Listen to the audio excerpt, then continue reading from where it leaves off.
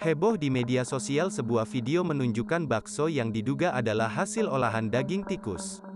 Sebab, di salah satu baksonya, terdapat daging panjang bertekstur halus seperti buntut tikus. Dalam video berdurasi 12 detik tersebut, Kepoya merekam daging bakso yang tinggal sedikit karena dimakannya. Namun, pengguna TikTok itu kontan menghentikan makannya karena menemukan seperti buntut tikus di campuran baksonya.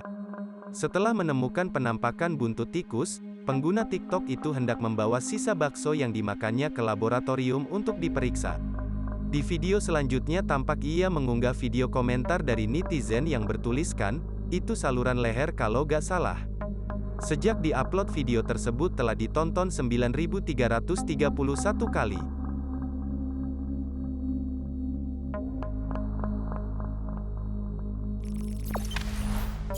Jangan lupa subscribe, share, komen, dan like ya.